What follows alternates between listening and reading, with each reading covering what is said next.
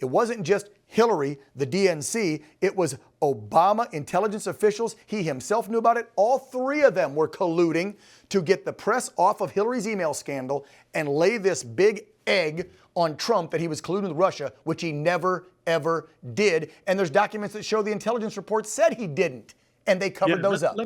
Let me walk through some of the important documents that now a lot of people are like, well, isn't this 10 years old? And why are we still talking about this? Which is a fair question. But there's so much now that's come out in the last week and a half that many people didn't know.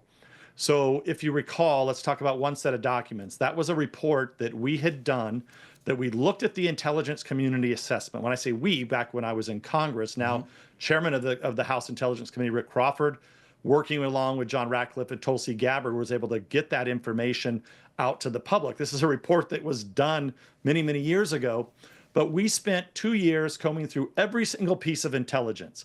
And after we did all that, we went through it all. And at the end of the day, you know, what did we find? The only two people, there were only two that were not colluding.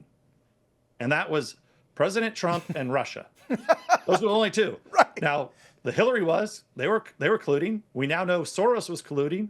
We now know that the Clinton campaign, the DNC, all of them were colluding with Russians, fake Russians in some cases, other former spies, all the things that we know that went into that Steele dossier.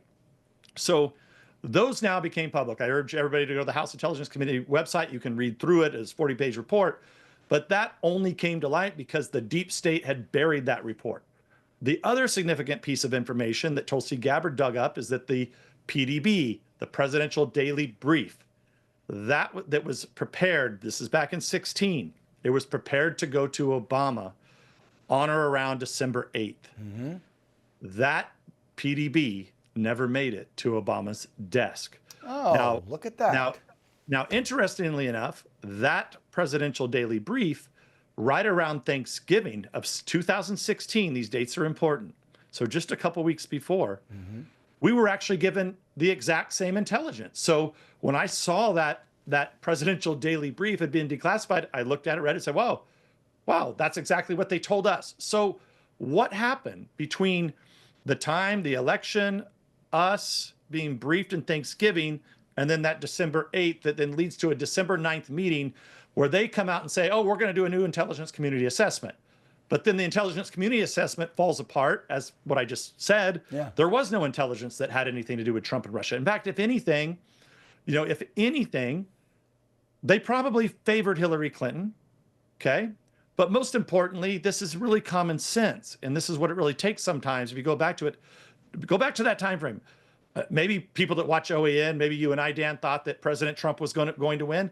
But there wasn't a government or an intelligence agency around the world that thought, or a government leader that thought. No, nobody did. And the media said he wasn't. Come on, they were showing polls with Hillary had 16 points. And when they interviewed, the PM of England or anybody overseas, they were like, oh, Donald Trump's not. Like, everybody was poo-pooing Donald Trump back on the 16 election. That's right. So Devin, quick question for you. So they had to pivot from when they were trying to say he was colluding before, and then once he won, it was pivot and now make this even bigger so we can try and ruin his presidency and make him look bad. Yeah, it started as a Clinton DNC Soros hoax. Right. That came out today, by the way. Soros clearly knew all about it. I saw that. Then the CIA actually sent to the FBI, hey, this looks like a Clinton hoax, FYI. None of that information ever got to me, to Senator Grassley, to any of the people that were involved in doing this investigation back in the day. But what you're referring to is one hoax led to another hoax, because then Comey orchestrates getting Robert Mueller, the first witch hunt that led to a fake and phony impeachment. Remember the fake whistleblower? So Mueller flames out. Mueller totally flames out. Then within like a month, we have a fake whistleblower. And then you have the Hunter Biden laptop. And it culminates with Mar-a-Lago being raided. So I always tell people this is all one big hoax. And what happened at Mar-a-Lago is critically important, I think, to this entire investigation. Because they were looking for documents connected to the whole thing they thought Trump had. Is that what they were doing? Well, I believe that's true. I think they thought that they had our report. At least that's one of the documents that they were looking for.